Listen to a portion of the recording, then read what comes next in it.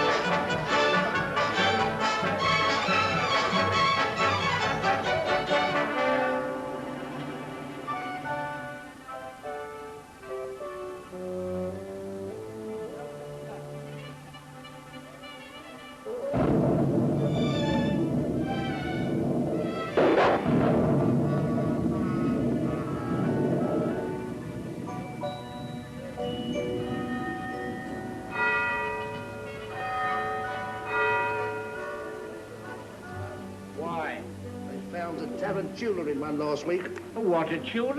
A tarantula. It's like a spider. It's got 6 legs and it stings you with its tail. Well, what does he do with his mouth? Eats the bananas, you mug. Looks like rain. Yeah, it's stormy, ain't it? Yeah.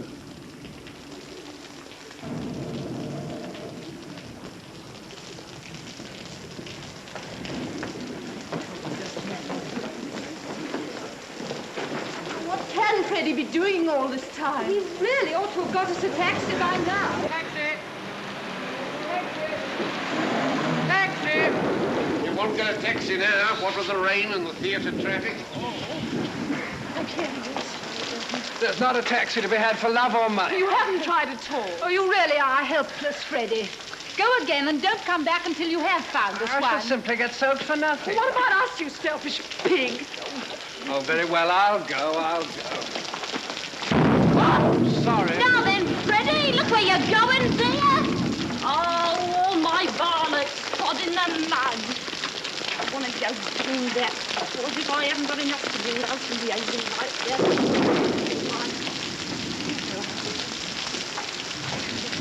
How do you know that my son's name is Freddie? Oh, he's your son, is he? Well, if you've done your duty by him as a mother should, he'd no better than to spoil a poor girl's flowers and run away without paying. Well, here's a sixpence for you. Oh. Thank you kindly, lady. Now, will you tell me how you know the young man's name? I don't. But I heard you call him Freddie. Now, don't you try and deceive me. Yeah, who's trying to deceive you? I called him Freddie or Charlie. Same as you might yourself if you was talking to a stranger and wished to be pleasant. Come along, Mother. Sixpence thrown away.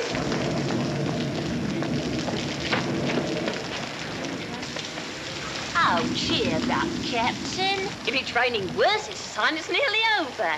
Come on, buy a flower off a poor girl. I'm sorry, I haven't any change. Go on, Captain. I can change you half a crown. No, don't put tuppence, and there's a good girl. I haven't any change, really. Here's tuppence, if that's any use to you. That's it. Thank you, Captain. Be careful. Give him a flower for it.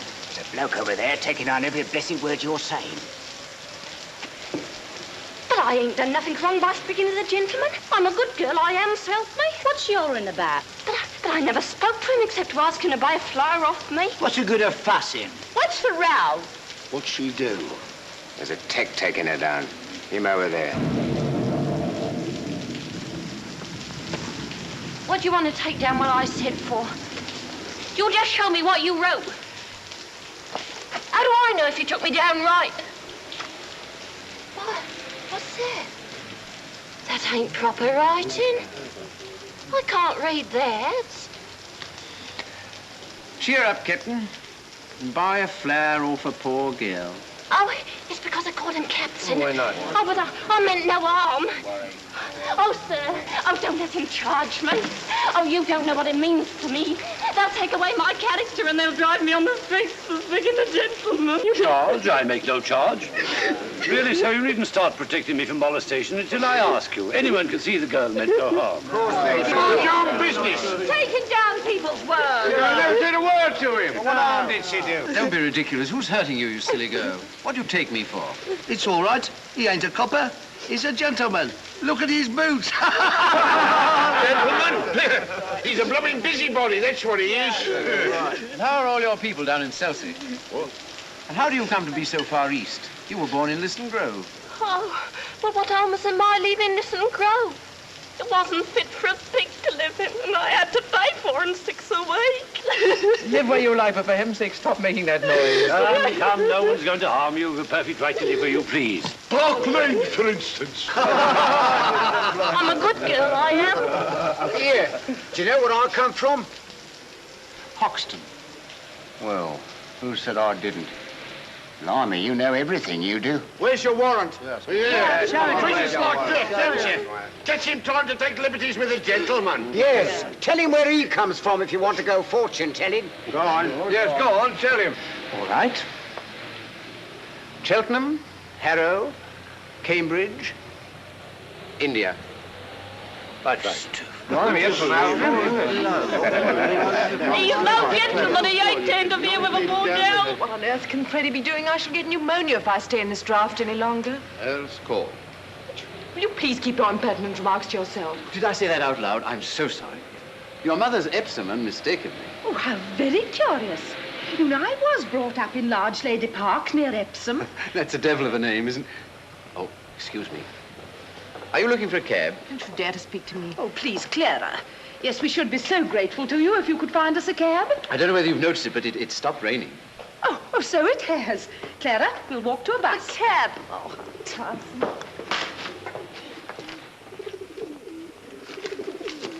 I can tell where you come from. Can you?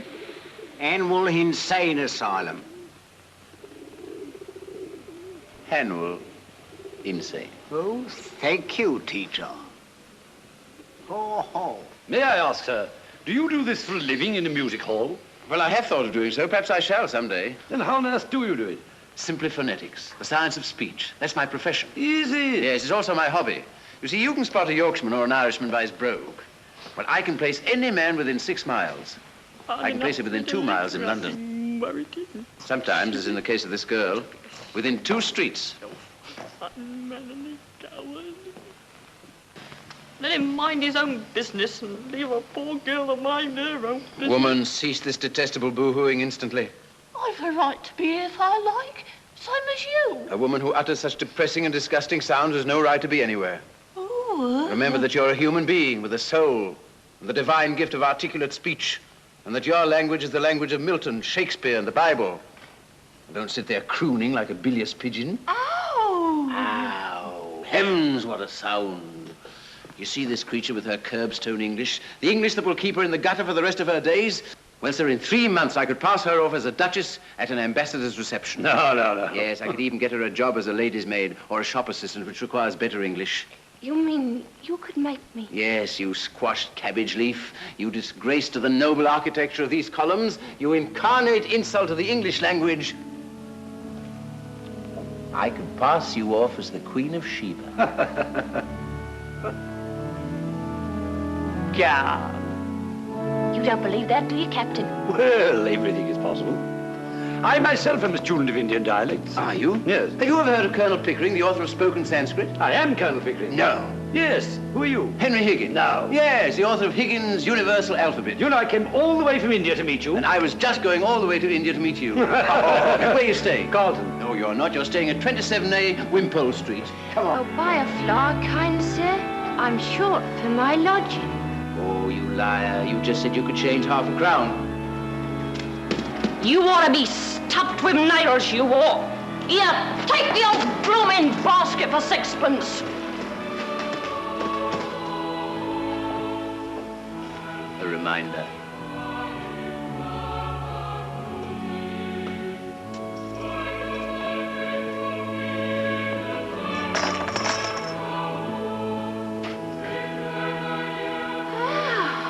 Come on, Pickering. This is a wonderful thing. It's marvelous.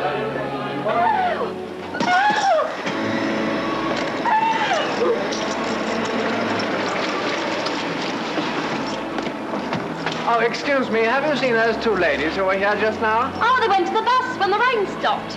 And left me with a cab on my hands. Oh, blast. Never mind, young man. I'm going home in a taxi. Here, wait a minute. 18 pence ain't no object to me, Charlie. Buckingham Palace and step on it. Right, Freddie? Well, I'll be dashed. You're Buckingham Palace. How much, dearie? It'll cost you a bob. Yeah, you're a robber, you are. It's disgraceful. A bob for 2 minutes. Ever been in a taxi before? Hundreds and thousands of times. Impudence!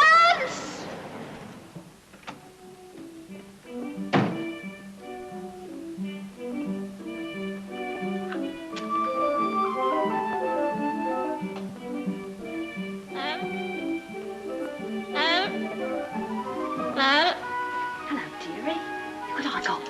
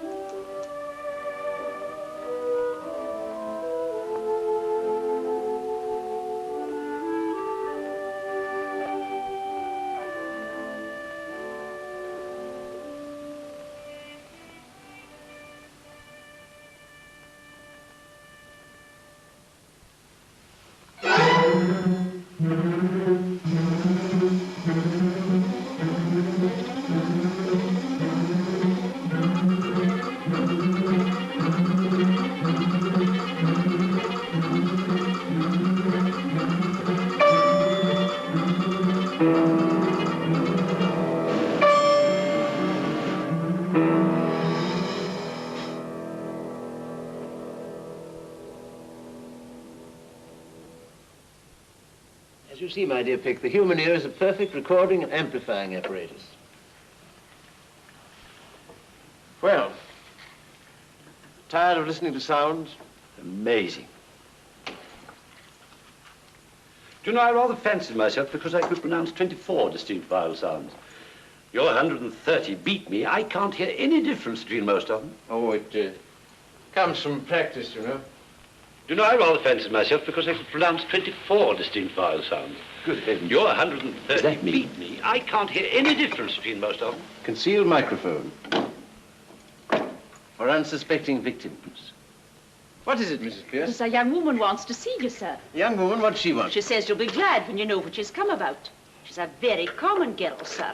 I'd have got rid of her, only you see such queer people sometimes. All right. Has she an interesting accent? Just dreadful, sir. Good. Show her up at once.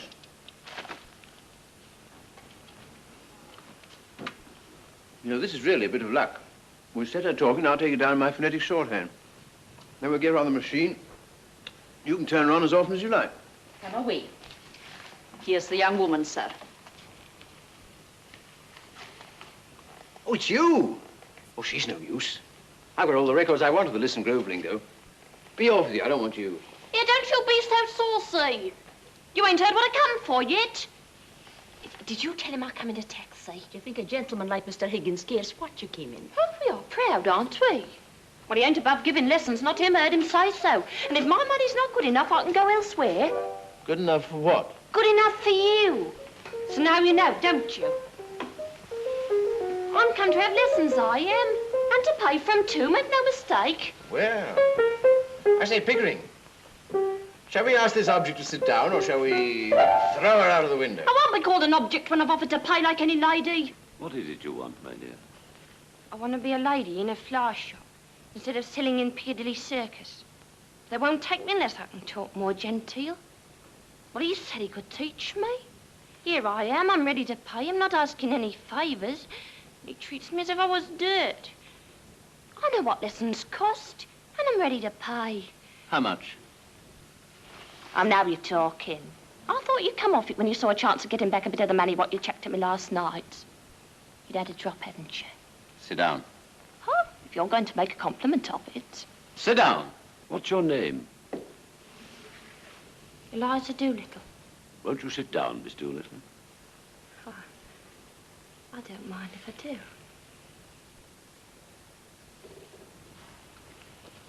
How much do you propose to pay me for the lessons? Oh, I know what's right. A lady friend of mine, she gets French lessons at 18 pence an hour from a real French gentleman.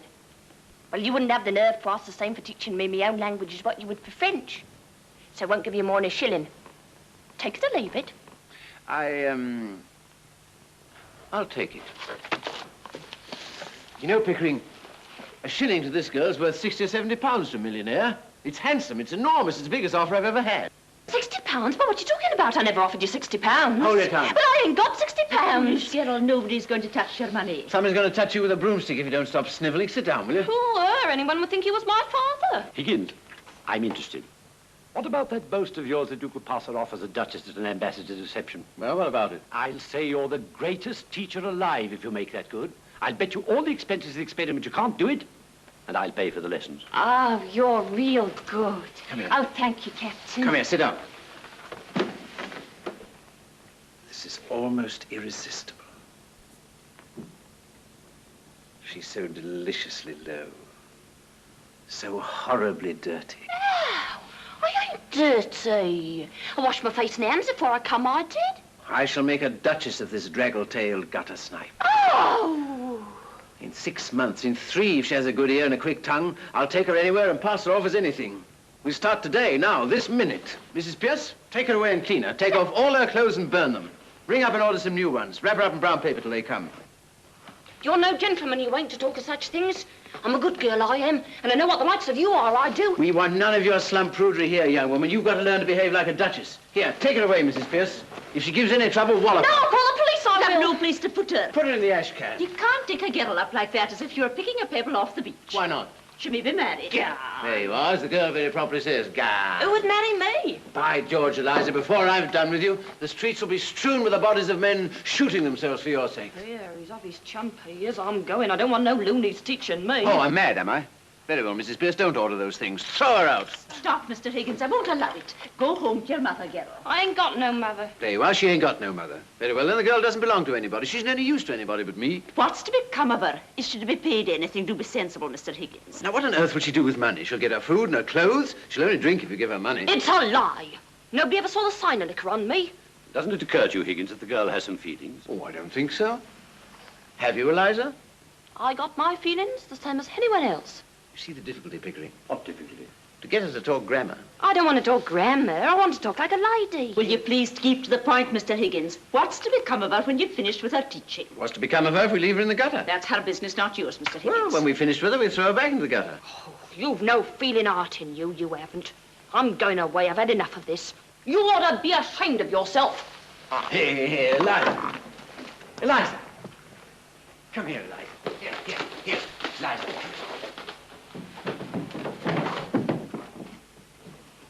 Have a chocolate, Eliza. How do I know what might be in them? I've heard of girls being drugged by the like of you. Oh, Where's your good faith, Eliza? I wouldn't have answered it. Only I'm too lazy like to take it out of me mouth. You shall have boxes of them, Eliza. You shall live on them. Now listen to me, Eliza. You're going to live here for 6 months and learn to speak beautifully like a lady in a florist shop. If you're good and do whatever you're told, you shall sleep in a proper bedroom, have lots to eat, and money to buy chocolates and take rides in taxis. If you're naughty and idle, you shall sleep in the back kitchen among the black beetles and be walloped by Mrs. Pierce with a broomstick. At the end of 6 months, you shall go to Buckingham Palace in a carriage, beautifully dressed. If the king finds out you're not a lady, you will be taken by the guards to the Tower of London, where your head will be cut off as a warning to other presumptuous flower girls. But if you are not found out, you will receive a present of 7 and 6pence to start life with as a lady in a shop. If you refuse this offer, you will be a most ungrateful and wicked girl, and the angels will weep for you. Now are you satisfied, Pickering? Can I put it more fairly, Mrs. Pierce? Bundle her off to the bathroom.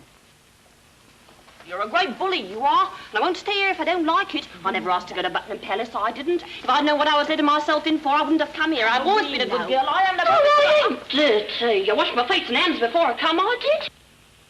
I shall make a duchess of this draggle-tailed gutter snipe. Oh! Oh, no, 'tain't natural. I've never what you call a proper one? Nonsense, Eliza. Don't you want to be sweet and clean and decent like a lady? You know, you can't be a good girl inside if you're a dirty girl outside. Now, away to your room and take off all your clothes. It isn't decent. Nonsense, girl. Don't you take off all your clothes every night before you go to your bed? No. Why should I? I'd catch my death. I'll take off my skirt. Eliza, now be a good child. No, go and take your things at once and come back to me. If I knew for myself, I think it must have been clean. I shouldn't have come here. I didn't know when I was well off. I didn't. It ain't decent.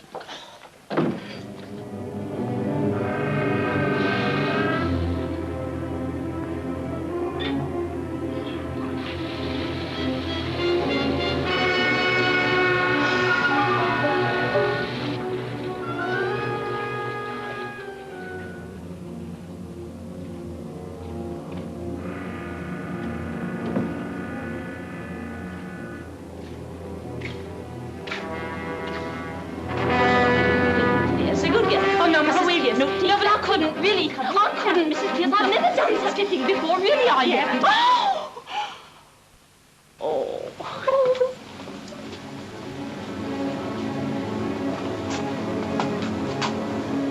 Now come away and tell me if the water's hot enough.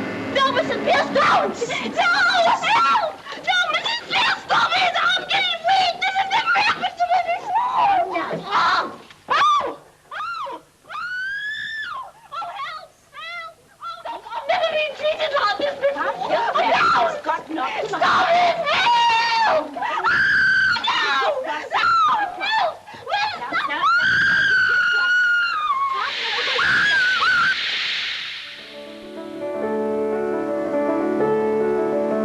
Higgins, excuse a straight question, but are you a man of good character where women are concerned? Have you ever known a man of good character where women are concerned? Yes, very frequently. Well, I haven't. I find Breakfast is ready, sir. that the moment I let a woman make friends with me, she becomes jealous, exacting, and a confounded nuisance. So I'm a confirmed old bachelor and likely to remain one. Coffee? Thanks. You know what I mean. I hope it's understood that no advantage is to be taken of her position. What, that thing? Sacred, I assure you. I've taught scores of American millionairesses to speak English. The best-looking women in the world. I'm seasoned. They might just as well be blocks of wood. Excuse me, Mr. Higgins. I'd like to trouble you if I may. Yes? Will you be very particular what you say before the girl? I'm always particular about what I say. Oh, no, sir. It doesn't matter before me. I'm used to it. But you really must not swear before the girl. I never swear. What the devil do you mean? That's what I mean. I don't mind your damning and your blasting, Mrs. Pierce. but there's a certain word I must ask you not to use. The girl used it in the bath because the water was too hot. It begins with the same letter as bath. I cannot charge myself with ever having uttered it. Except perhaps in moments of extreme and justifiable excitement. Only this morning, sir, you applied it to the boots, the butter, and to the brown bread. Oh, that, a mere alliteration, natural to a poet. Is that all? No, sir. We'll have to be very particular with this girl as to her personal cleanliness. Yes, certainly, certainly. Most important. Might I ask you not to come down to breakfast in your dressing gown, or not to use it as a table napkin if you do, and will you please remember not to put the porridge saucepan onto the clean tablecloth. I hope you're not offended, sir. No, not at all. Not at all, Mrs. Pierce.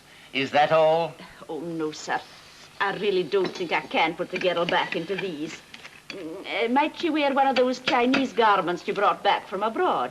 Certainly, certainly. What the devil's that? Oh, don't burn that. We'll keep that as a souvenir.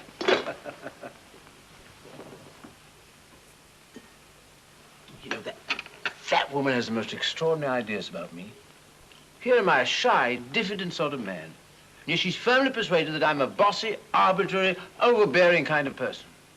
How do you account for that? I can't imagine. I can't imagine either. I'm afraid I've got to tell you, sir, that the trouble's beginning already. There's a dustman outside, Alfred Doolittle. He says you've got his daughter here. I don't like the looks of him, sir. Show the blackguard in. May not be a blackguard. Of course he's a blackguard. We may get something interesting out of him. What about the girl? No, I mean his dialect. Doolittle, sir.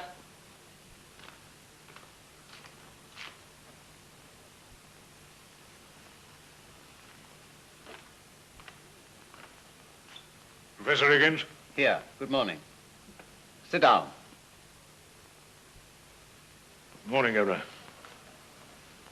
I come about a very serious matter, Governor. Brought up in Hounslow. Mother Welsh, I should imagine. What do you want, Doolittle? I want my daughter. That's what I want. Well, of course you do. I'm glad to see you have some spark of family feeling left. Your daughter's upstairs. Here, take it away at once.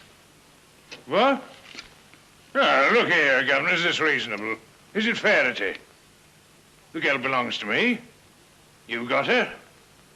Where do I come in? How dare you come here and try to blackmail me? You sent her here on purpose. No, Governor. This is a plot, a plant, an attempt to extort money by threats. I shall telephone the police. Have I asked you for a brass fine? I'll leave it to the gentleman here. Have I said a word about money? Well, what else did you come for? But I'll tell you if you don't let me get a word in. I'm willing to tell you. I'm wanting to tell you. I'm waiting to tell you. You know, Pickering, this fellow has a certain natural gift of rhetoric. Observe the rhythm of his native wood notes wild. I'm willing to tell you. I'm wanting to tell you. I'm waiting to tell you. The Welsh strain in him. How do you know the girl's here if you didn't send her? Well, she sent back for her luggage, Governor, and I heard about it. Luggage? What luggage? There was a musical instrument, a few pictures, a trifle of jewelry, and a bird cage. She said she didn't want no clothes. Well, what was I to think from that? I ask you as a parent, what was I to think? So you came to rescue her from worse than death? Yes, that's right, just so. Mrs. Pierce, this is Eliza's father. He has come to rescue her from worse than death.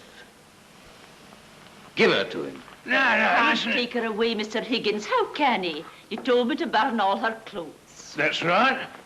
I can't carry the girl through the streets as if she was a blooming monkey, can I? Where's the clothes she come in? Did I burn them, or did your missus here? Listen, Governor, you and me, we're men of the world, ain't we? Oh, we're men of the world, are we? You better go, Mrs. Pierce. I should think so, indeed. The floor is yours, Doolittle. I thank you kindly, Governor. To tell you the truth, I've taken a sort of fancy to you. Well, then. And if you want the girl, I'm not so certain having them back home, but what we mightn't be hoping to an arrangement. Regarded in the light of a young woman, she's a fine, handsome girl. As a daughter, she ain't worth a keep, I tell you straight. All I ask from you is my right as a father. And you're the last man in the world to expect me to let her go for nothing. You're one of the straight sort, you are. Oh, I can see that. Well, what's a £5 note to you? And what's Eliza to me? I think you ought to know, Mr. Doolittle, that Mr. Higgins' intentions are entirely honourable. Of course they are, Governor. Of course they are. If I thought there wasn't, I'd ask 50. Why, you callous rascal. Do you mean to say you'd sell your daughter for £50? No, not in a general sort of way, I wouldn't. But to oblige a gentleman like you, I'd do a good deal, I do assure you. Oh, have you no morals, man? I can't afford them, Governor. Well, neither could you if you was as poor as me. I don't mean no harm. But if Eliza's going to have a bit out of this, well, why not me, too? It's a matter of morals, you know. It's a positive crime to give this chap a farthing. But I do feel there's a sort of rough justice in his claim. That's right, Governor. That's all I say. It's a father's art, as it were. Well, I know the feeling, yet it hardly seems right. No, don't look at it that way, Governor. What am I, Governor's Buff? I ask you, what am I? Well, what are you? I'm one of the undeserving poor. That's what I am. Well, think what that means to a man. It means he's up against middle-class morality all the time. If there's anything going, I puts in for a bit of it. It's always the same story. You're undeserving, so you can't have any. And yet my needs is as great as the most deserving widows that ever got money out of 6 different charities in 1 week for the death of the same husband. I don't need less than the deserving man, I need more. I don't eat less hearty than he does. And I drink a lot more. So I puts it to you as two gentlemen, don't play that game on me. I'm playing straight with you. I ain't pretending to be deserving, I'm undeserving. And I mean to go on being undeserving, I likes it. Sit down, Doolittle. Would you try and do a man out the price of his own daughter? What he's brought up, he's fed, he's clothed by the sweat of his brow, until she grow big enough to be interesting to you two gentlemen? Is £5 unreasonable? I puts it to you, I leaves it to you. Pickering, here. Shall we give him a fiver? He'll make bad use of it, I'm afraid. No, swelp me, Governor, don't be frightened. I shan't save it. Spare it to live idle on it. There won't be a penny of it left for Monday. Just one good spree for myself and the missus. This is irresistible. Come on, let's give him 10. No, thank you kindly, Governor. £10, a lot of money. Makes a man feel prudent-like. And then goodbye to happiness. Now, just give me what I ask, Governor. Not a penny more, not a penny less. You sure you won't take 10? No, not now, Governor. Come on. No, another time, perhaps. Thank you kindly, Governor. Thank you, Governors both. Pardon, miss. Gone. Don't you know your own daughter? Blimey, it's Eliza. I never thought she'd clean up so good looking. She's a credit to me, ain't she, Governor? She'll soon pick up your free and easy ways. Yeah, I'm a good girl, I am. And I won't pick up no free and easy ways. Eliza, if you say again you're a good girl, your father shall take you home. You don't know my father. All he come here for was to touch you for some money to get drunk on. Well, what else would I want money for? Put in the plate in church, I suppose. Don't you give me none of your lip. Don't let me hear you giving any of these gentlemen either. You'll hear from me about it. See? Have you any further advice to give her, Doolittle, before you go? Your blessing, for instance? No, Governor, not me. I'm not such a mug as to put up my kids to all I know myself. If you want Eliza's mind improved, Governor, do it yourself. With a strap. Well, so long, gentlemen.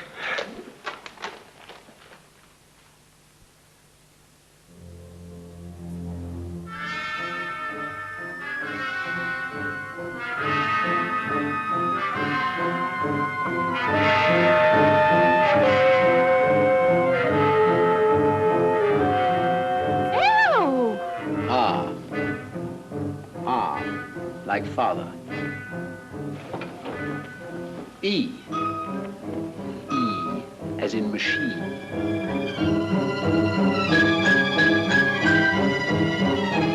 Repeat after me. A. E. The rain in Spain. The rain in Spain. Stays mainly in the plains. Stays mainly in the plains. The rain in Spain stays mainly in the plains. The rain in Spain stays mainly in the plains.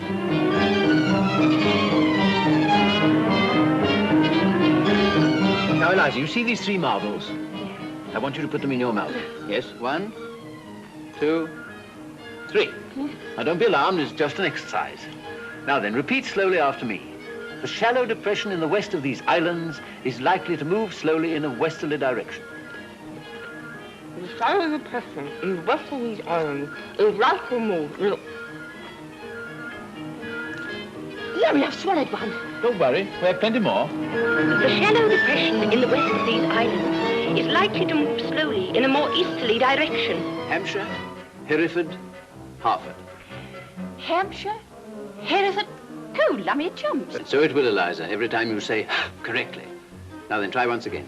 In Hampshire, Hereford, and Hartford, hurricanes hardly ever happen. In Hampshire, Hereford, Hartford, hurricanes hardly ever happen. Hardly ever happen. Hardly ever happen. Oh.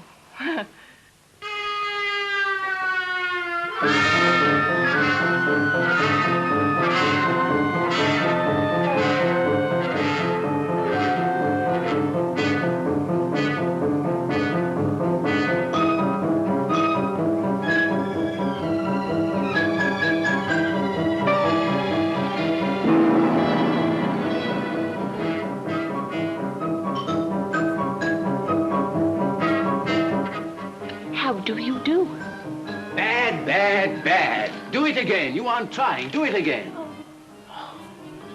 That's not good, Eliza. It's not bad. Now's the time to try her out on somebody. Well, I know. My mother. Henry. Hello, dear. What are you doing here today? This is my at-home day. You promised not to come. Oh, bother. Go home at once. But I just come here on purpose. You see, dear, I picked up a girl. You mean a girl has picked you up? No. This isn't a love affair. Oh, what a pity. Why? You never fall in love with anyone under 45. Oh, I can't waste my time with young women. They're all such idiots anyhow. You know what you do if you really love me, Henry? Get married, I suppose. No. Stop fidgeting. And take your hands out of your pockets. Don't sit on that table. You'll break it. Come and tell me about the girl. Look here, she's coming to see you this afternoon. Really? I don't remember asking her. No, you didn't, and you wouldn't have if you'd known her. Indeed? Why?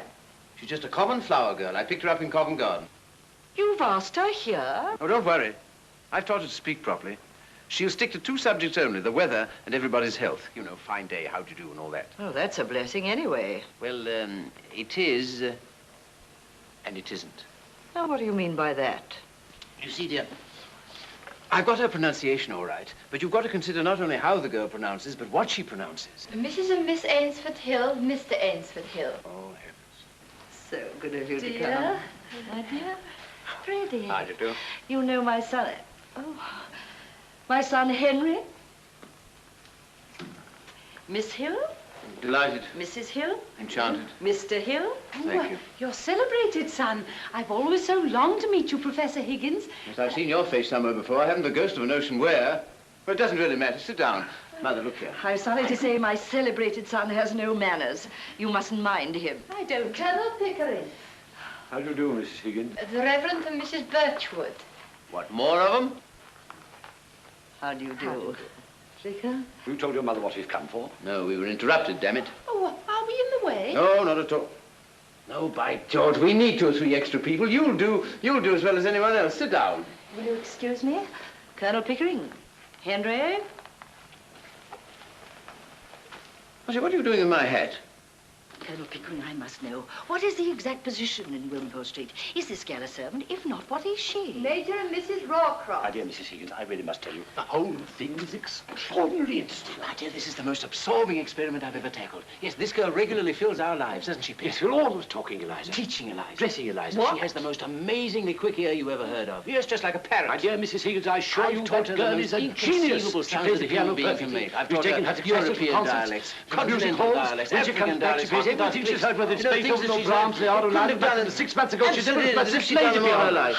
You see? Oh, yes. It's quite clear to me. Miss Doolittle.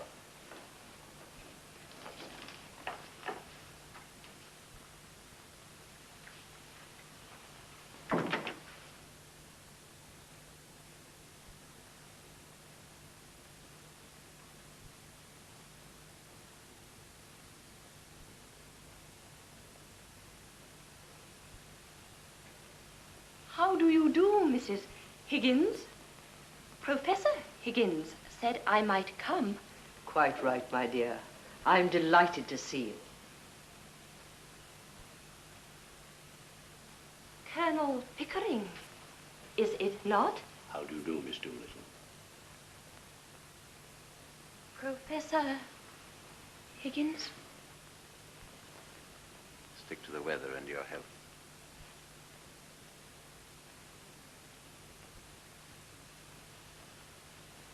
Mrs. Hill, Miss Doolittle. I feel sure we've met before, Miss Doolittle. I remember your eyes. How do you do? By George, yes, it all comes back. My daughter, Covent Garden. Clara. How do you do? What a confounded thing. My son, Freddie. Oh, how do you do? How do you do? I'm sure I've had the pleasure somewhere.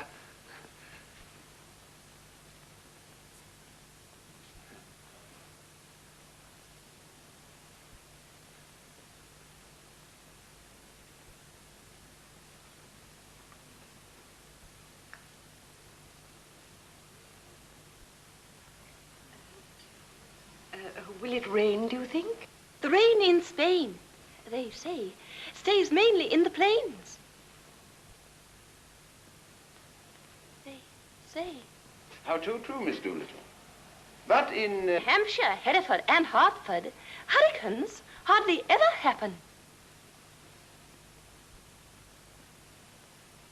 Do they? Hardly ever, Miss Doolittle. How awfully funny. What is wrong with that, young man? I bet I got it right. Killing. Oh, excuse me.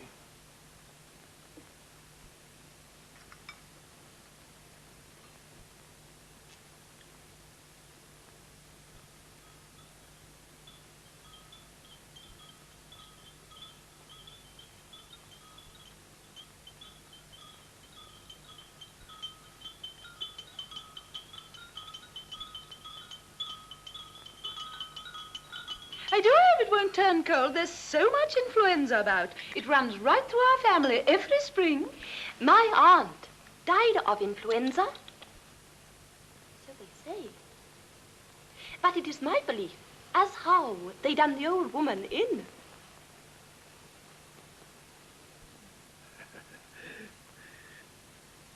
Done her in? Yes, Lord love you. Why should she die of influenza when she come through diphtheria right enough the year before? Perhaps it wasn't diphtheria. You see, Vicar... Oh, but I saw her with my own eyes. Fairly blue with it she was.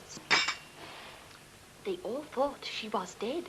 But my father, he kept ladling gin down her throat till she come to so sudden that she bit the bowl off the spoon. Dear me!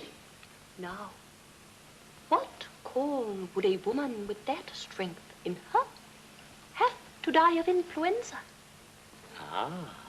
And what become of her new straw hat that should have come to me? Well, what? Somebody pinched it. And what I says is, them what pinched it done her in. Done her in? Could you tell me? No, just the new slang, Vicar. But you surely don't believe that your aunt was killed?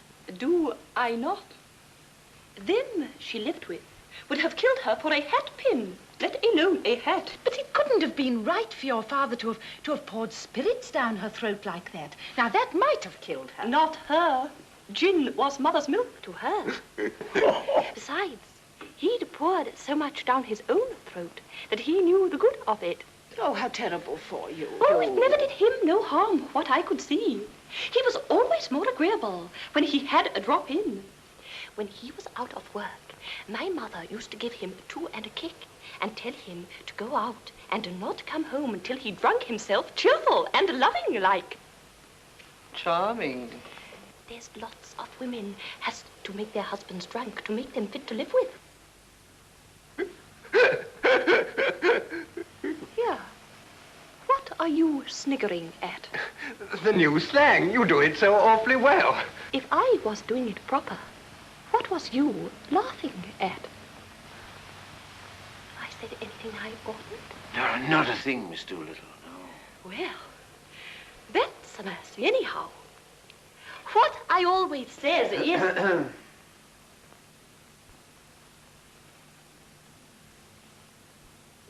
Well, I must go now. Goodbye, Mrs. Higgins. So glad to have met you. Goodbye, my dear. Goodbye, Vicar. Goodbye, Colonel Pickering. Bye, Miss Doolittle. Good...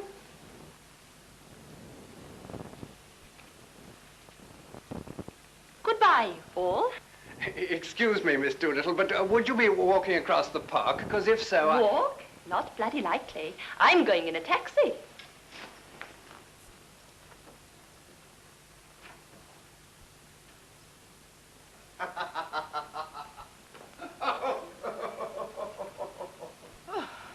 Oh, it's no use. I shall never be able to bring myself to use that word. Oh, don't. It isn't compulsory, you know.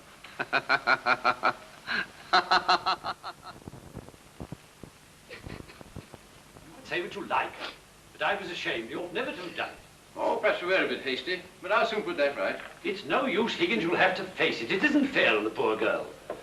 Better call the whole thing off. Nonsense. I said I'd pass the gutter snipe off as a duchess, and pass her off as a duchess I will.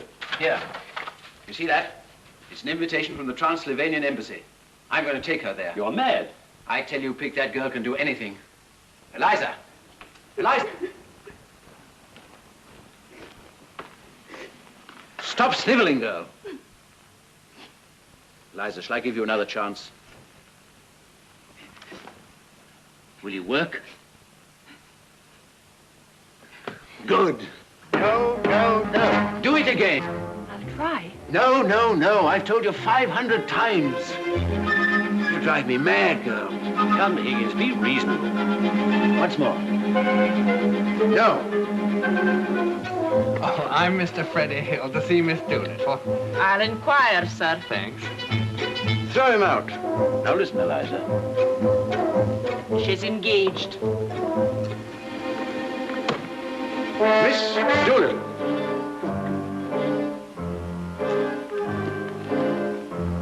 Oh, why can't you do it like this?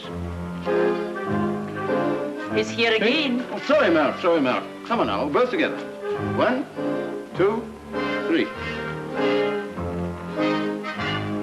That's better. Hmm? Now listen carefully, Eliza. How kind of you to let me come. Now listen. Say it. How kind of you to let me come. Listen again. How kind of you to let me come. Oh, it's Mr. I know. He's here again. No good, sir. May I have the pleasure, Miss Doolittle? Get up, girl, get up. Yes, I'll be delighted. I'll be delighted. All right, come on then. 1, 2, 3, 1, 2, 3, 1, 2, 3, 1, 2, 3, 1, 2, 3, 1, 2, 3, 1, 2. She's no sense of timing at all. You now watch me with Pickering. Come on, Pickering. 1, 2, 3, 1, 2, 3, 1, 2, 3, 1, 2, 3, 1, 2, 3, 1, 2, 3. Do you see what I mean? Now, once again. Silent soup drinking is one of the hallmarks of a lady.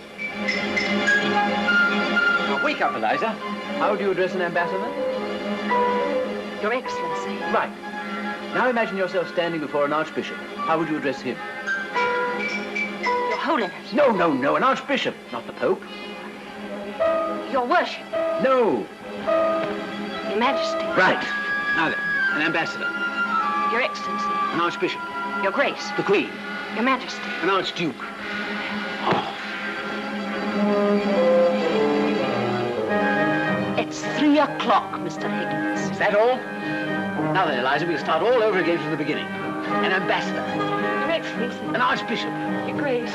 The Queen. Your Majesty. An archduke. I don't know. A cardinal. Your Readiness. Come on, Eliza. I don't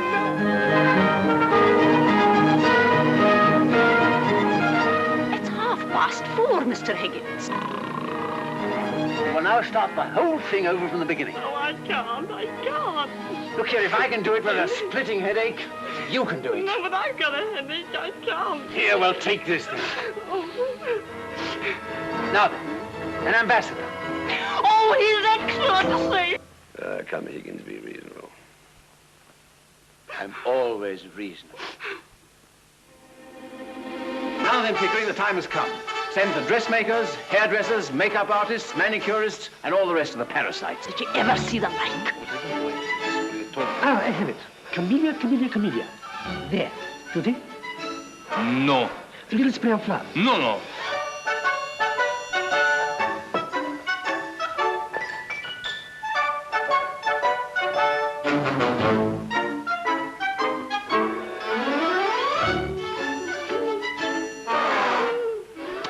More mud there.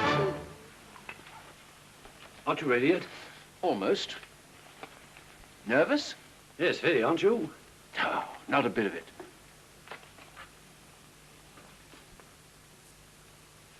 Not a bit of it.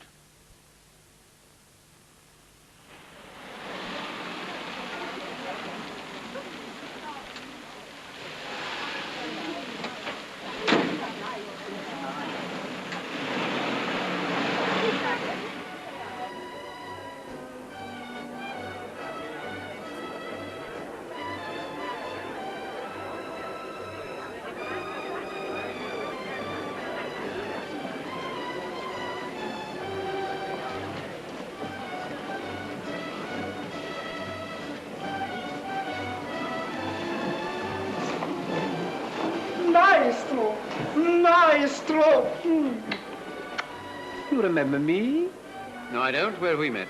But I'm your pupil, your first pupil, your best and greatest pupil. I've made your name famous throughout Europe. You teach me phonetics, you cannot forget me. I am little Aristide Carpati. What, are you Aristide? Why the devil don't you cut your hair? Oh, if I cut my hair, nobody notices me. I have not your imposing appearance, your chin, your brow. Well, tell me, what are you doing here among all these swells? I am indispensable at these international parties. You can place a man anywhere in London the moment he opens his mouth. I can place a man anywhere in Europe. Excuse me, sir. I want it upstairs. Her Excellency cannot understand the Greek gentleman. Oh, indeed. I'll come at once. This Greek diplomat who pretends he cannot speak or understand English. He cannot deceive me. À tout à l'heure, mon vieux. Is that Carpati fellow really an expert? My best pupil.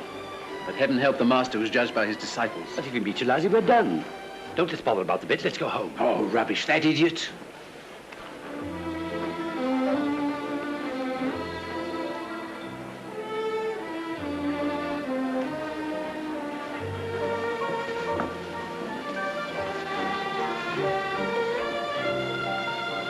Well, Eliza, now we're in for it. Are you ready? Come on, in. Darling, delightful to see you here. I thought I was going to have to talk all the time.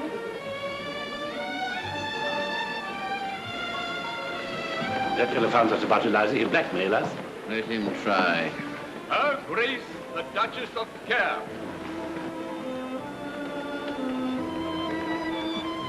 Admiral Sir Charles Brown Halby. Miss Elizabeth Doolittle, Colonel Pickering, Professor Higgins, Admiral Kul Wang, and Miss Su Ling Wang. How do you do, Colonel Pickering? How do you do? May I present Miss Elizabeth Doolittle? How do you do? How kind of you to let me come. Oh, not at all. The Mrs. Milker. Good evening. Oh, Professor, good evening. Who is the charming girl you brought? Is she a relation? Not of mine, no. She has such a faraway look, as if she always lived in a garden. So she has. A sort of garden.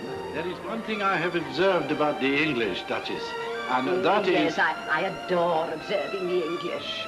Let's go and observe them now. Come along, George. Oh, dear. Such a bore about the English. And quite wrong, like every ambassador.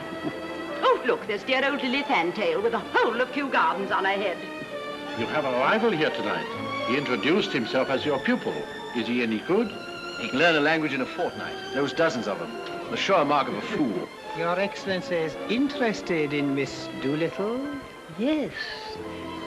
Could you find out who she is? Excellency. Lord Wilsham and Lady Wilsham. I feel rather like Noah standing on the bridge watching the loading of the ark. You know, two of everything.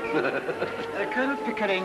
tell me more about your Greek gentleman friend, won't you? A gentleman. He's the son of a Clerkenwell watchmaker. He speaks English so villainously that he dare not utter a word of it without betraying his origin. I help him to pretend, but I make him pay through the nose. I make them all pay. And now, Professor Higgins, I should be delighted if you would present me to this Miss Doolittle. No, no, you don't. Can't you see she's talking to a duchess? Professor Higgins. The very man I've been dying to meet. I'm Isabel of the Sun. Fairfield of the Globe. What extraordinary people seem to get in everywhere nowadays. Extraordinary. Colonel Pickering, unfortunately we were interrupted. Would you be so kind as to introduce me to Miss Doolittle? Well, You remember you so kindly addressed the Guild of the Navy Officers? Oh, yes. Excuse me, but I'm not... No, this time you're I won't tell you what they're Wonka. Enchanting.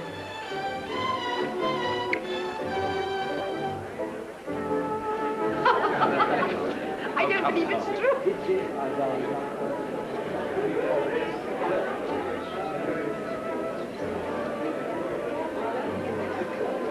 Miss Doolittle has a delicious sense of humor.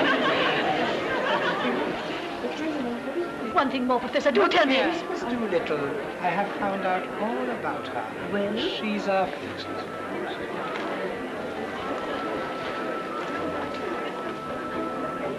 Well, now, go on. Oh.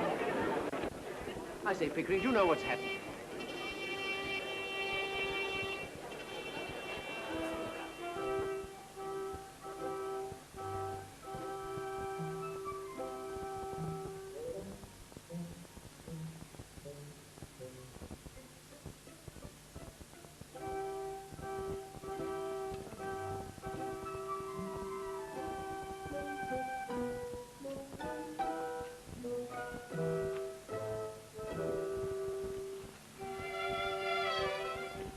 Charming.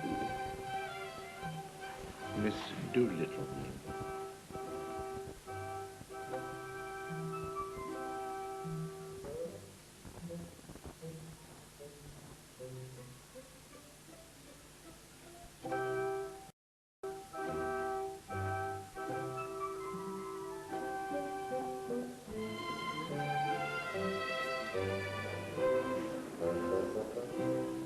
My dear fellow, I hope you don't think I introduced that Carpathy chap to Eliza to win my bid. Oh, nonsense, but the game's all up, Pickering. He's found out all about her.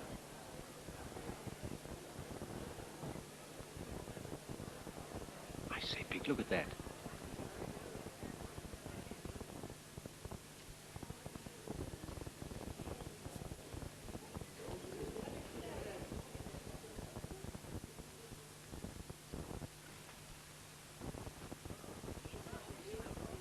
Who is she? I can't imagine. My child, my son would very much like to dance with you. If I may be allowed the honor.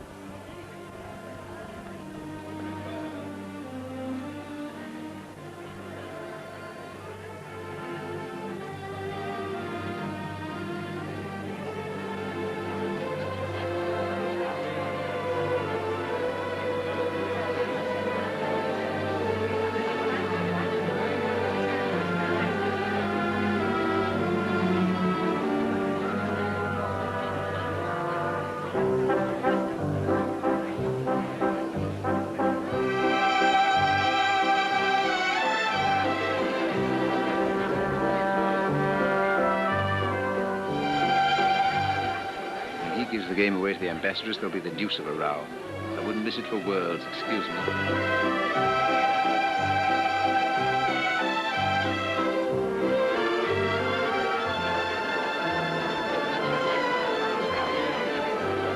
Come on, Aristide, you've got to tell us. No. Yes, tell us all you know about this Miss Doolittle. No, no, that is my secret. But I will tell your Excellency, she has a right to know who Miss Doolittle is. Well, who is she? She is a... Film star. Oh, no. She's a fraud. A fraud? Oh, no. Yes, yes, she cannot deceive me. Her name cannot be Doolittle. Why? Because Doolittle is an English name and she is not English. Oh. But she speaks it perfectly. Too perfectly. Can you show me any English woman who speaks English as it should be spoken? There is no such thing. The English do not know how to speak their own language. Only foreigners who have been taught to speak it well. Yes, there's something in that. But if she's not English, what is she? Hungarian. Hungarian? Yes, Hungarian and of royal blood. I am Hungarian. My blood is royal. Did you speak to her in Hungarian? I did. She was very clever. She said, please speak to me in English. I do not understand French. French! She pretended not to know the difference between Hungarian and French. Nonsense, she knows both.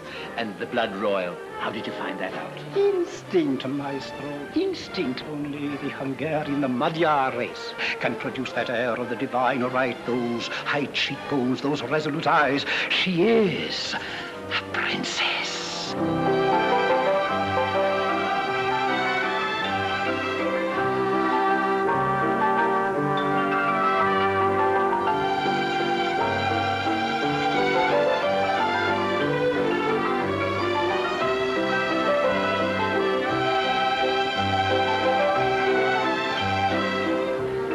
Who it is?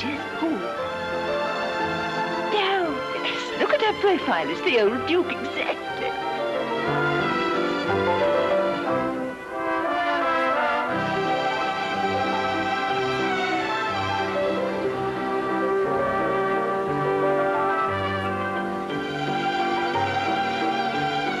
What do you say, Professor? I say an ordinary Cockney girl out of the gutter. I place her in Covent Garden. Maestro, maestro, you are mad on the subject of Cockney dialects. The London gutter is the whole world for you. This girl is undoubtedly a princess? Have it your own way, maestro. Have it your own way.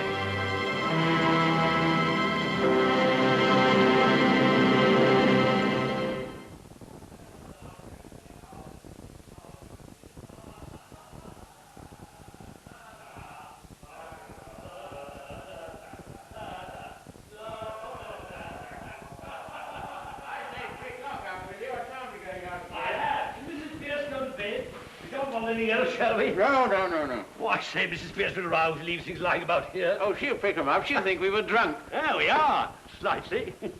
Were there any letters? Didn't look. Heavens, what an evening. What a crew. What silly tomfoolery. Thank God it's all over.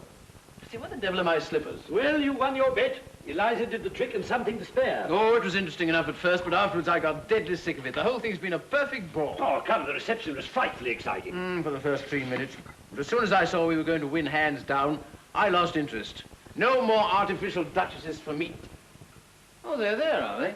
I must say Eliza did it awfully well. You see, lots of the real people can't do it at all. The silly fools don't even know their own silly business. Anyhow, that's all over and done with. Now I can go to bed without dreading tomorrow. Well, I shall turn in too. Still, it's been a great triumph for you. Yes, it has, rather, hasn't it? Yes, marvellous. Good night. Good night, Ray. Good night, Eliza.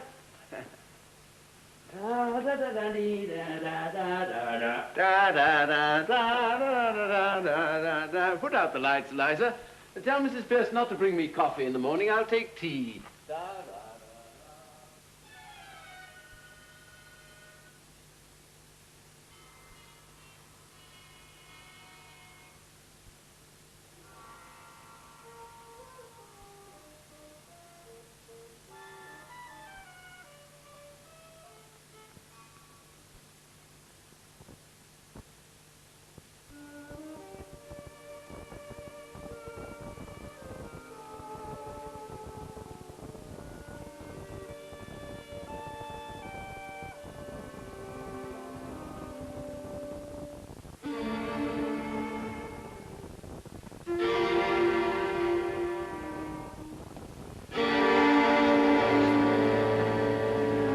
Where did I put my slippers?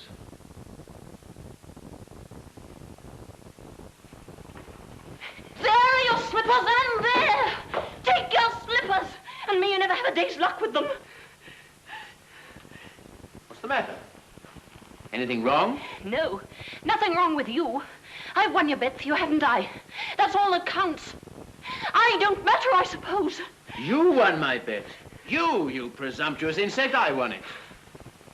Why did you throw those slippers at me? It's because I wanted to smash your face in. I'd like to kill you, you brute. Why didn't you leave me where you found me? In the gutter. You thank God it's all over and that you can throw me back again there now, do you? Well. The creature is nervous after all. Would you? Don't you dare show your temper to me. Sit down and be quiet. What's to become of me? What's to become of me? How the devil do I know what's to become of you? What does it matter what becomes of you? You don't care. I know you don't care. You wouldn't care if I was dead. I'm nothing to you, not so much as them slippers. Those slippers. Those slippers. Didn't think it made any difference now.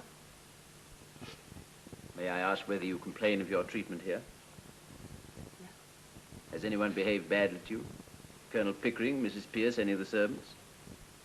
No. I presume you don't pretend that I've treated you badly. No. Oh, well, I'm glad to hear that, anyway. Probably you're tired after the strain of the day. Here.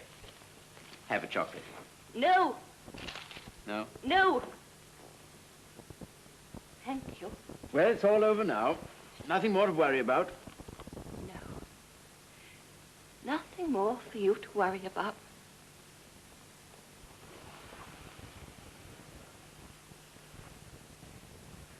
Oh, God. I wish I was dead. Why? In heaven's name, why? Now, listen to me, Eliza. All this irritation is purely subjective. I don't understand. I'm too ignorant. It's only imagination. Low spirits, nothing more. Nobody's trying to hurt you. Nothing's wrong. Now you go to bed like a good girl and sleep it off. Have a little cry and say your prayers, and that'll make you comfortable. I heard your prayers. Thank God it's all over. Well, don't you thank God it's all over? Now you're free. You can do what you like. What am I fit for? What have you left me fit for? Where am I to go? What am I to do? What's to become of me? So that's what's worrying you, is it? Oh, you'll settle down somewhere or other. But I hadn't quite realized that you were going away.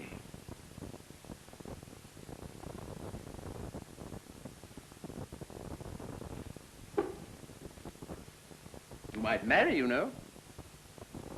You're not bad looking. Quite a pleasure to look at you sometimes. Of course, now you've been crying. You look as ugly as the very devil, but when you're quite all right and yourself, you're what I should call attractive. That is to people in the marrying line, you understand. Now you go to bed, have a good night's rest. Get up in the morning and look at yourself in the glass. And you won't feel so cheap. I dare say my mother could find some chap or other who'll do very well. We were above that in Covent Garden. What do you mean? I sold flowers. I didn't sell myself. Now you've made a lady of me. I'm not fit to sell anything else. I wish you'd left me where you found me. But you don't have to marry the fellow if you don't like him. What else am I to do? Well, lots of things. How about your old idea of a florist shop? Pickering could set you up in one. He's got lots of money. Oh, you'll be all right.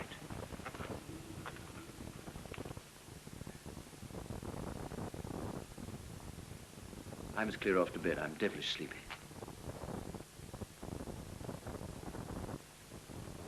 By the way, I came here for something.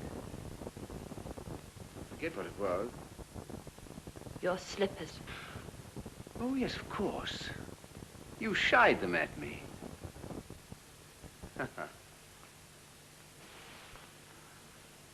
Before you go, sir.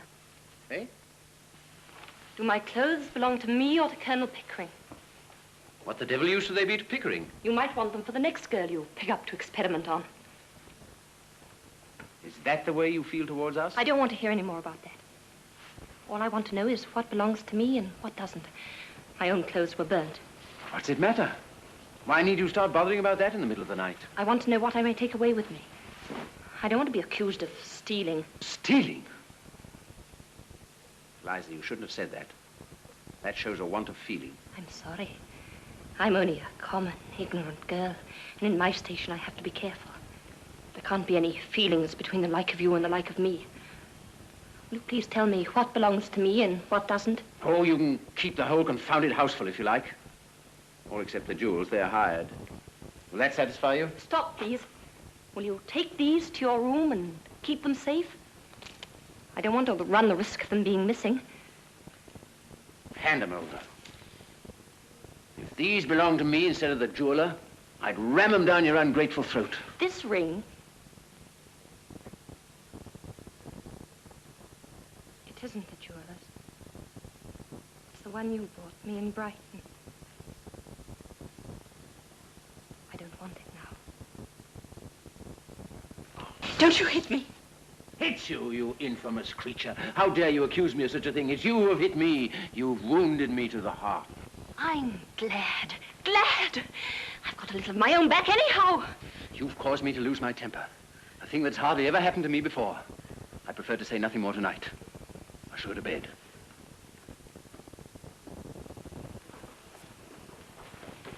You'd better leave a note for Mrs. Pierce about the coffee, because she won't be told by me. Damn Mrs. Pierce, and damn the coffee, and damn you, and damn my own folly in having lavished hard-earned knowledge and the treasure of my regard and intimacy on a heartless gutter snipe.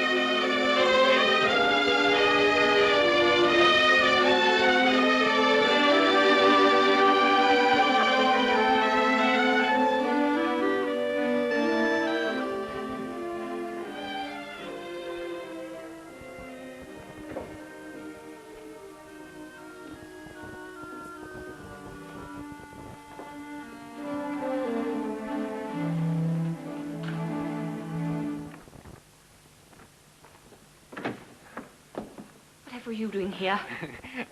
Nothing. As a matter of fact, I spend most of my nights here. It's the only place I feel really happy. Don't laugh at me, Miss Doolittle. Don't you call me Miss Doolittle. Eliza's good enough for me. Where are you going? To the river. What for? To make a hole in it. To make a hole in it? Freddie, you don't think I'm a heartless gutter snipe, do you? No, darling. How can you imagine such a thing? I think you're the most wonderful, the loveliest. Now then. This isn't Paris, you know. No, sorry, Constable. Eliza, you let me kiss you. Well, why not? Why shouldn't someone kiss me? Why shouldn't someone be in love with me? Kiss me again. Kiss me again. All right. Well, then, you two, what's this? Were you annoying that young lady? No, Constable, certainly not. Move along, then. Double quick. As you say, sir.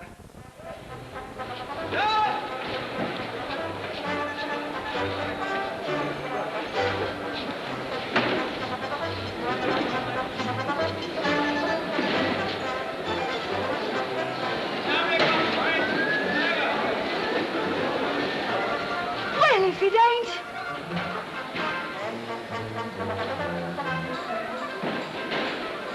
Beg your pardon, miss. Bar flower for poor girl.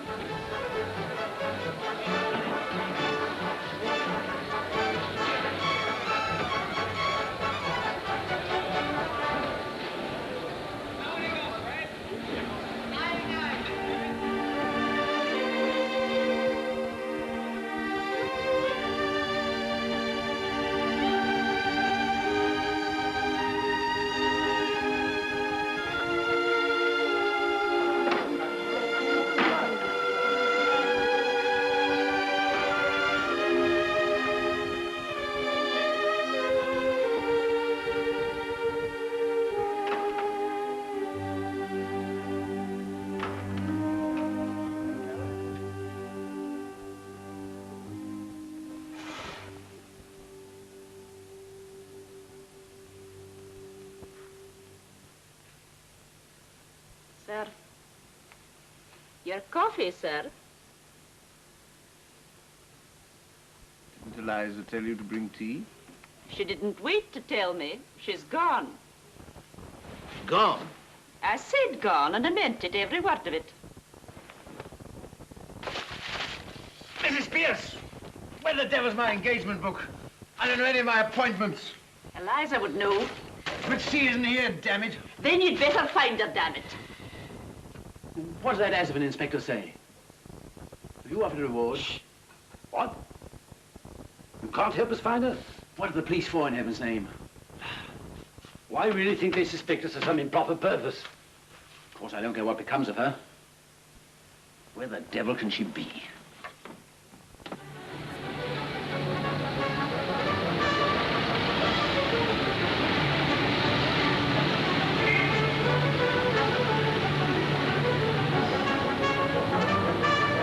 Have you seen Eliza Doolittle? No.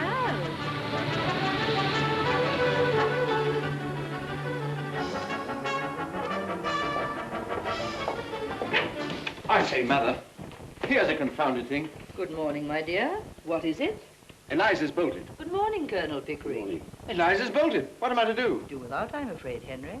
The girl has a perfect right to leave if she chooses. But something may have happened to her. If you can't let her go like this, what are we to do? You've no more sense, either of you, than two children. You must have frightened the poor girl. Frightened her? I hardly said a word to her. Did you bully her after I went to bed? Well, certainly not. Exactly the other way about. She threw the slippers in my face. The moment I entered the room, the slippers came bang in my face before I'd uttered a word. And she used the most perfectly awful language. I can't say I'm surprised. And you mean to tell me that after all her hard work, and after doing this wonderful thing for you without making one single mistake, you two sat there and hardly said a word to her? Well, we didn't make speeches, if that's what you mean. You didn't thank her, pet her, admire her? And she only threw the slippers at you. I'd have thrown the fire irons at you. Mr. Henry, a gentleman wants to see you most particular. Oh, bother, I can't see anybody now. He's been sent on from Wimpole Street. Who is it? Mr. Doolittle, sir. Doolittle? A dustman? Dustman? Oh, no, sir. A gentleman. All right, show him in. By George, Pick, this is some relative of hers she's gone to. Someone we know nothing about. Genteel relations. Now we shall hear something. Doolittle. What the dickens has happened to you? Henry Higgins, did you see this? Look at this. You done this. Done what, man? Look at this hat. Look at this coach. Good morning, Mr. Doolittle. Won't you come in? Thank you, ma'am. What has my son done to you? He's ruined me, destroyed my happiness, tied me up and delivered me into the hands of middle-class morality. You're raving, you're drunk, you're mad. I gave you £5. After that, I had 2 conversations with you at £0.50 an hour, and I've never even seen you since. Oh, mad am I? Drunk am I? Tell me this. Did you or did you not write to an old blighter in America to say the most original moralist at present in England was Alfred Doolittle, a common garbage man? What, Ezra D. Wonderfeller Jr.? Oh, I remember making some silly joke of the kind. Oh, you might well call it a silly joke. It's put the lid on me right enough. Just give him the chance he was looking for, to show Americans isn't like us, that they recognize and respect merit in whatever class of life, however humble. Them words is in his blooming will, in which he leaves me £3,000 a year, on condition I lecture for the Wonderfeller Moral Reform League, as often as they ask me up 6 times a year. But this solves the problem of Eliza's future. You can provide for her now. Yes, I'm expected to provide for everybody now at £3,000 a year. He shan't provide for her. She doesn't belong to him. I paid him £5 for her. Doolittle, you're either an honest man or you're a rogue. A little of both. Henry, like the rest of us, a little of both. The point is, have you found Eliza? Have you lost her? Yes. Blimey, you have all the luck you have. No, I ain't found her, but she'll find me quick enough now. That's what you done to me. Now, you listen to me. Would you wait here for a moment, Mr. Doolittle? Henry, I've a surprise for you. Do you really want to know where Eliza is? Yes, where is she? She says she's willing to meet you on friendly terms and let bygones be bygones. Is she, by God? Pickering, where is she? Now, promise to behave yourself, Henry. Good morning, Colonel Pickering. Quite chilly this morning, isn't it?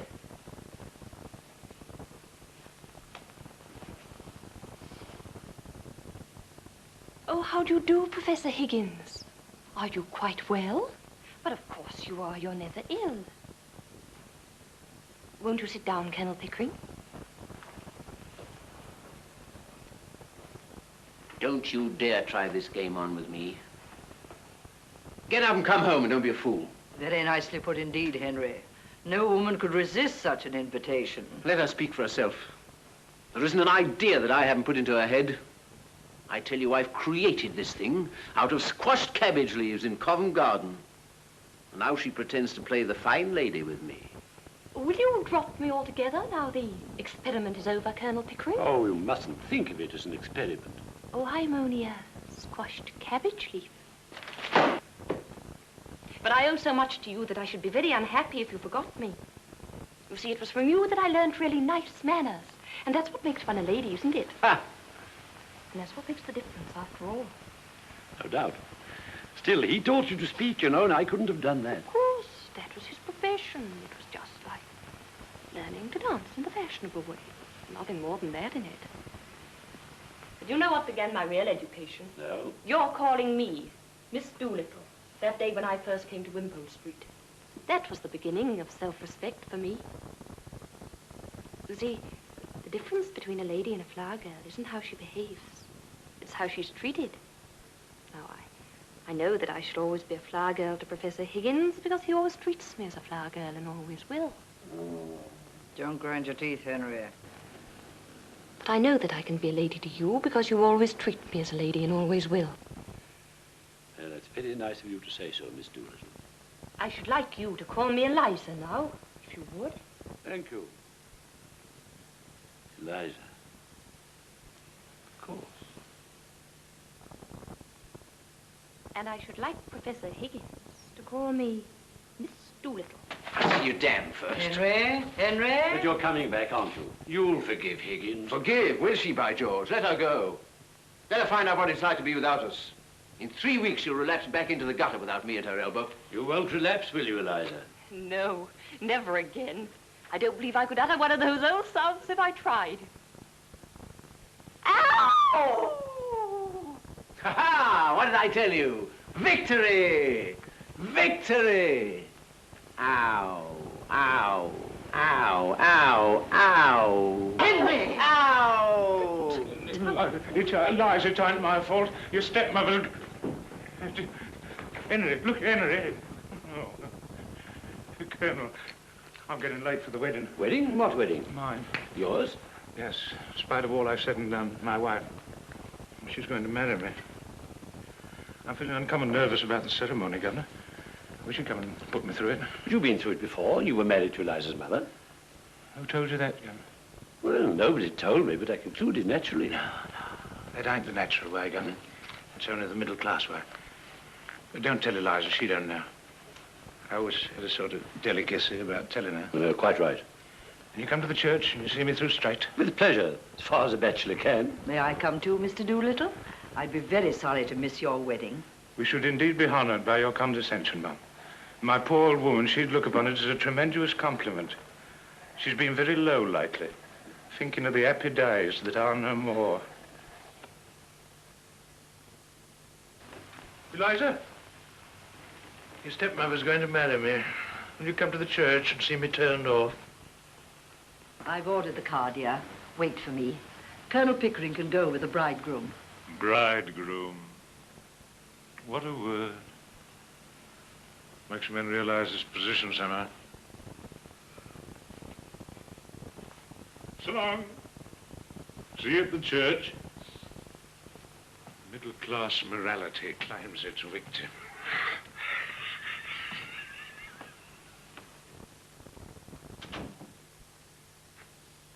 Eliza.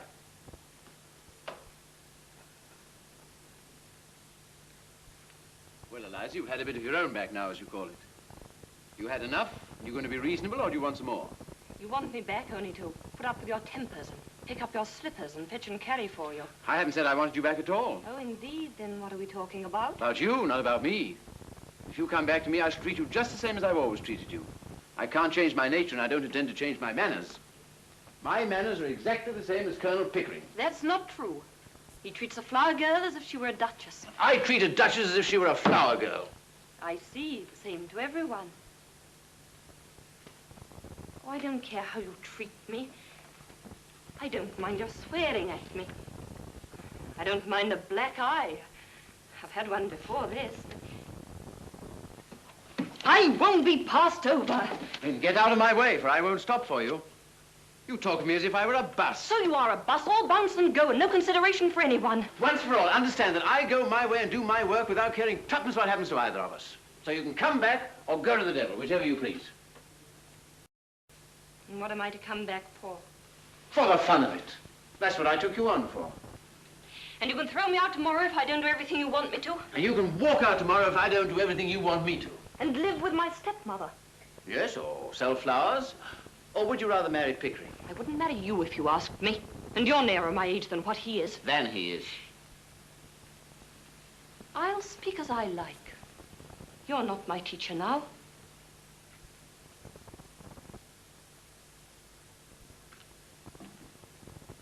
I don't know that Pickering would, though. He's as confirmed an old bachelor as I am. That's not what I want, and don't you think it. I've always had chaps enough wanting me that way. Freddie Hill writes to me. Twice and 3 times a day. Sheets and sheets. Blast his impudence. He has a right to if he likes, poor lad. And he does love me. You have no right to encourage him. Every girl has a right to be loved. What, by fools like that? Freddie's not a fool. Oh. If he's weak and poor and wants me, maybe he'd make me happier than my betters who bully me and don't want me. I can do without you. Don't think I can't.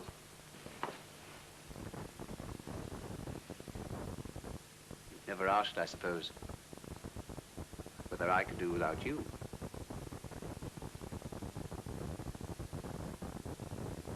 You will have to do without me. I can do without anybody. I have my own soul, my own spark of divine fire. But I shall miss you, Eliza. I confess that humbly and gratefully. I'm accustomed to your voice and appearance. I even like them, rather.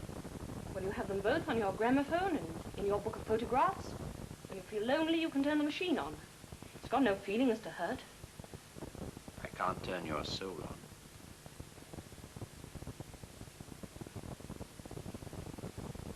Oh, you're a devil.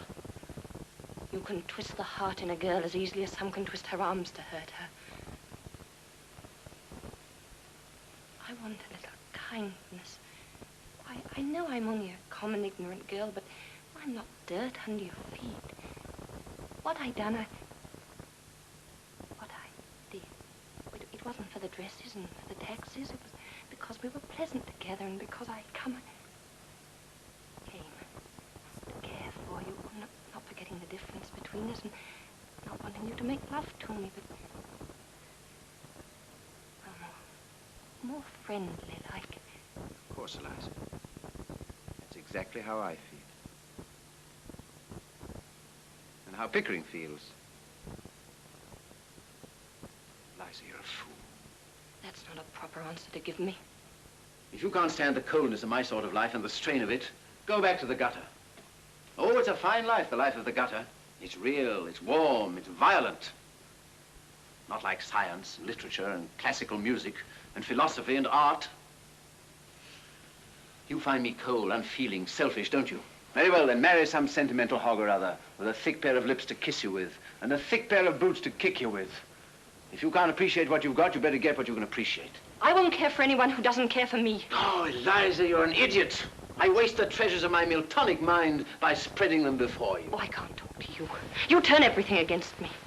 You know very well that I can't go back to the gutter, as you call it, and that I've no real friends in the world but you and the Colonel. You think I must go back to Wimpole Street because I've nowhere to go but Father's. But don't you be too sure that you have me under your feet to be bullied and talked down. I'll marry Freddie, I will, as soon as I'm able to support him. What, that young fool? You shall marry an ambassador. You shall marry the Viceroy of India. I won't have my masterpiece thrown away on Freddie. You think I like you to say that, but I haven't forgotten what you said a minute ago. If I can't have kindness, I'll have independence. Independence, that's middle-class blasphemy. We're all of us dependent one on another, every soul on earth. I'll let you see whether I'm dependent on you. If you can preach, I can teach. I'll go and be a teacher. Oh, what'll you teach in heaven's name? What you taught me, I'll teach phonetics. I'll offer myself as an assistant to Professor Carpati. What, that humbug? That imposter, that toadying ignoramus? You take one step in his direction, I'll wring your neck, you hear? Wring away! What do I care? I knew you'd strike me one day. Oh. Now I know how to deal with you. Oh, what a fool I was not to think of it before. That's done you, Henry Higgins, it has, and I don't give that for your bullying and your fine talk. When I think of myself crawling under your feet and being trampled on and talked down, when all the time I'd only to lift my finger to be as good as you are, oh, I could just kick myself. By George, Eliza, I said I'd make a woman of you, and I have. I like you like this. Yes, you make up to me now that I'm not afraid of you and I can do without you. Of course I do, you little fool. 5 minutes ago, you were a millstone round my neck. Now you're a tower of strength, a consort battleship. Goodbye, Professor Higgins.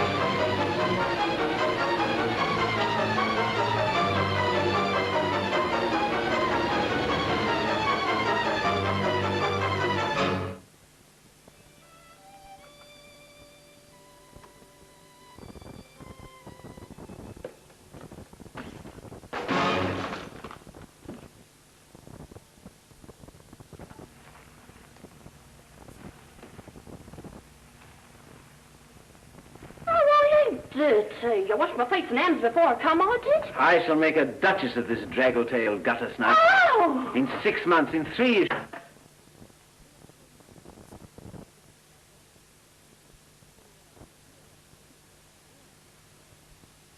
I washed my face and hands before I came. I did.